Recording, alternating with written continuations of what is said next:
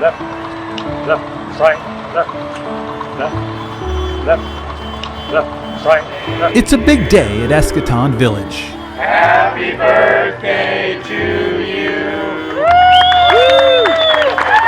Grass Valley senior citizens line up Thank you, sir. to surprise one of their own. We're just here to celebrate Lou's 102nd birthday. Lou Conter may no longer be young, Thank you, my God.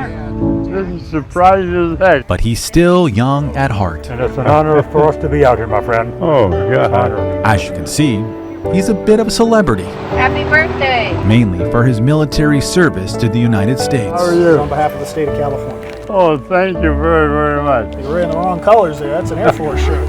I know it. We'll see you next year for the 103rd, okay? Okay, I'll be here, I hope. Conter was only 18 when he enlisted in the U.S. Navy. The Germans had just invaded Poland, and war was on the horizon. I said, okay, I'll sign up. So I signed up for 4 years. After boot camp, the Denver native was assigned to the USS Arizona. March of 1940, the fleet went to north of Hawaii for exercises. The fleet ended up docking at Pearl Harbor. The Arizona was one of 100 ships anchored to the piers. Conter worked as a quartermaster, making sure equipment and systems were functioning for missions. In here, you see. Conter and the crew were still stationed there 2 years later. He was at his post on a warm December morning. The quartermaster station's right here. It was 5 minutes to 8, and the first plane came across. What happened next is something he and America vividly remembers more than 80 years later. Yesterday, December 7th, 1941,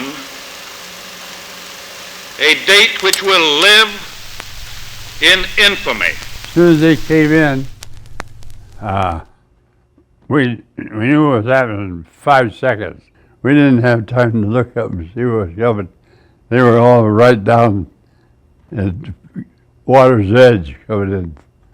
Yeah, it only lasted about 40 minutes. Took a 1,600 pound bomb. Alongside them were 2 turrets.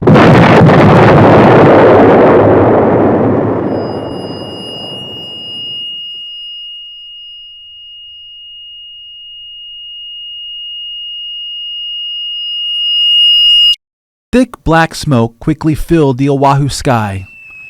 The bombs just kept falling.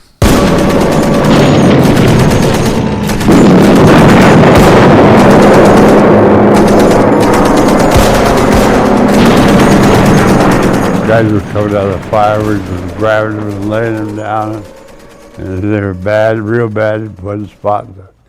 You pick up by their bodies and the skin would come off your head. The Japanese planes were targeting battleships like the Arizona. 21 ships were sunk or significantly damaged.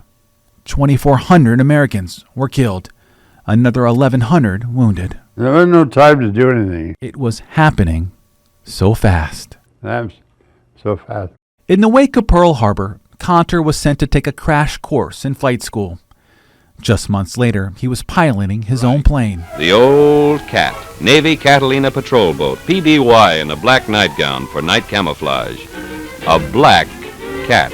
Conter was selected to fly with the Black Cats, the U.S.'s first version of the stealth bombers, who would operate under the cover of darkness. The first time we got shot down was September 43. Off the coast of New Guinea, several Black Cats splashed down in the waters. Commanding officers weren't sure if they'd live. It was 5:30 at night. He said, I want you guys to say your prayers because we're off 5 miles offshore. Sharks all around us. I don't think you can make it. And I said, bullshit. I said, you're not dead. Don't panic. Get in a circle. Hold hands. Help each other.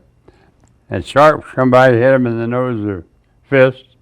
And the first one came by, hit in the nose, and turned around and left. Conter would survive. Survive the oceans and sharks. Survive being stranded for days in enemy territory. Survive World War II and the Korean War. Life goes on. He served 28 years before his retirement in 1967 as lieutenant commander. We're just lucky. I had a sister that was a nun, and she was a nun for 70 years. She died when she was 91. And I always told her she prayed enough that saved my life. Nobody has a picture like this. His dining room is now a museum, documenting the years of wearing the uniform and those that followed. The sailors at Pearl Harbor are America's greatest generation. One by one, they're disappearing. You're not calling the shots. The man upstairs is calling the shots when you're ready to go. When you're ready to go, he's going to grab you. In April, the country lost 102-year-old Ken Potts. Lou Conter became the last living survivor on board the USS Arizona that fateful day in 1941. He and I talked on the phone a month before he died in April, and Ken, you're either going to be number one or I'm going to be number one, and laughed about it. Conter's stamina and mobility have waned in recent years, but his memory is just as sharp as it was 80 years ago, on that day that continues to live in infamy, a day Conter can never forget. They call a lot of us heroes, and I've always said that we're not the heroes. The heroes are the ones that were right there on that day. They lost their life. They gave everything up.